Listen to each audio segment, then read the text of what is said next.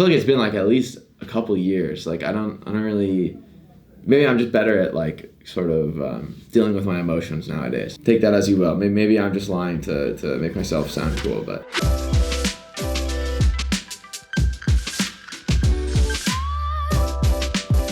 Hey guys, what's up? It's Jake here with Ask an Outlaw. We polled you guys on Twitter. We got your questions. I haven't really looked through them that much yet, so without further ado, let's just jump in and get into this AMA. So first off, Serendipity asks, what has been your favorite experience as a player coach on the Outlaws? How do you compare it to your past experiences on the Outlaws? I think maybe it does feel like a new team to me. So maybe my favorite experience has been kind of that team building and everyone coming together, since the team is like almost completely different from when I was around, and you know, compared to season one, it like is completely different. I think it's always fun to join a new team and to kind of build that culture, because at the end of the day, it is about the people, it's about the group that you have. So for me, that's been the most exciting part. Henna asks, hey Jake, how was the transition to DPS from support? They probably meant to support from DPS. Was it hard, or was there a natural talent there? For me, playing support, especially playing Brig is like really natural for me, because I play that hero basically since she came out, before Goats meta and in Goats meta. So I have a lot of experience on Brig. And then in my opinion, the game is like some heroes that are really out there, that are like super different, unique heroes that you have to practice a ton. Especially on support, there's a lot of heroes that it's mostly about, you know, positioning, decision making, and aim. For heroes like Mercy and Brig, where the most important things are just like decision making and awareness. From my perspective, it's not about, they're not heroes that are like super practice intensive. Rather, you just have to like understand your role really well. So that's why I think it's worked for me. Outlaws Fan 1 asks, you've always been known as a great in-game leader with your comms and mental, etc. What have you done to develop those skills throughout your career? That's a great question, actually. I think developing your strengths and like, especially intangible stuff, like being a good communicator. Part of that I think is kind of natural. I was always comfortable communicating in a team setting. It was something that I always did for like previous teams and called a lot. I knew there was like just like a natural affinity for it. But then getting better at it is about kind of staying humble. And even though I know it's a strength, it doesn't mean I can't improve. It doesn't mean I can't pick things up from other people, the way that they communicate.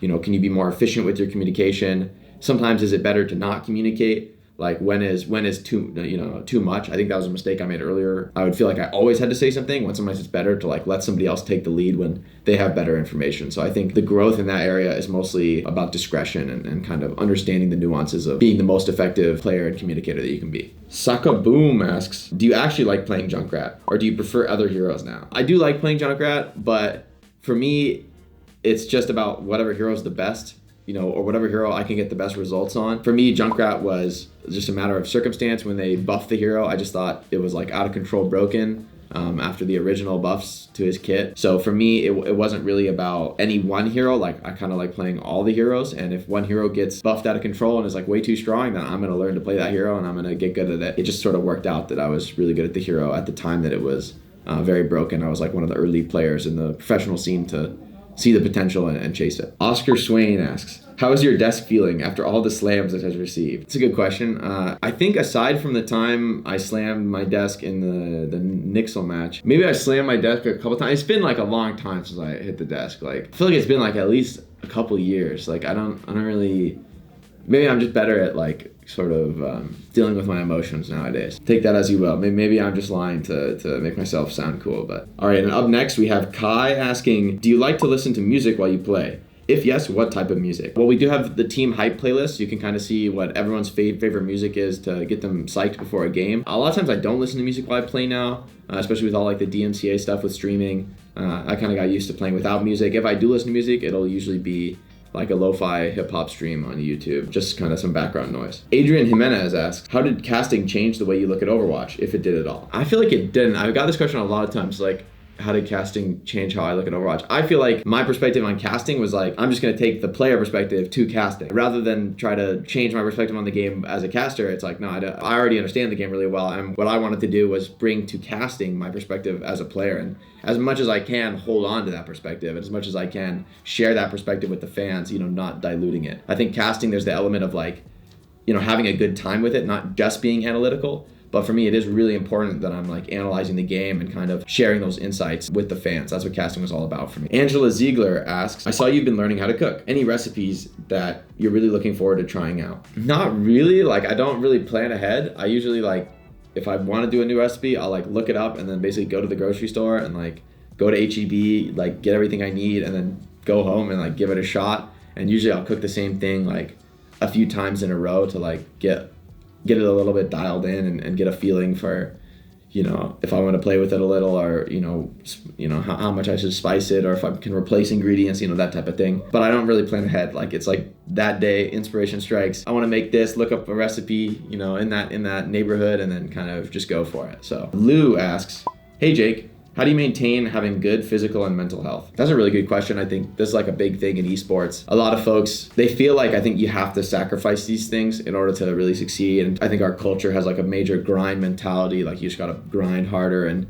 kind of not worry about those things. In my mind, in order to optimize your performance, whether it's in esports or really anything in life that you have to work hard on, having good physical and mental health is like part of the puzzle to be successful and be consistent over a long period of time, especially having a long career, things like that. So for me, it's all about routine, sticking to the same routine, you know, of like my workouts. So I like lift weights Monday through Friday, and then I'll do 3 hard cardio days a week, usually Tuesday, Thursday, Saturday, with like a mix of swimming, biking, and running. For me, that routine works right now. I like slowly change it, but I'm emphasizing the really like how slow that change is. Like if I'm gonna add one additional workout day, I'll probably take another like 2 to 3 weeks with that one additional cardio day, and then before I would think about changing it again and like adding more. So for me, it is about routine and about like slow adjustments to that routine so you can stay really consistent. And yeah, for me, it's like they're intertwined. So like all the stuff I do to have good physical health is like part of my mental health regime for me. Like I feel a lot better. I feel like my emotions are a lot more like consistently regulated when I'm eating, sleeping, and working out on a really good routine. Next up, we have Nubatron, who is asking, if you could have any celebrity, pro athlete, or public figure be an honorary outlaw for a season, who would it be and why? Ooh, a celebrity. I'm gonna say Obama. Imagine having Obama come to your games. Playing for Obama, it's like, that's my guy, you know? So King Sumo asks, who's the best cook in the house and why is it Dante? It's definitely me. Dante, you can barely call that cooking, all right? Let's be honest, you can barely call that cooking. All right, I'm gonna be honest. His stuff, not good. He was talking a lot and didn't walk the walk, but. What's up? You're burnt.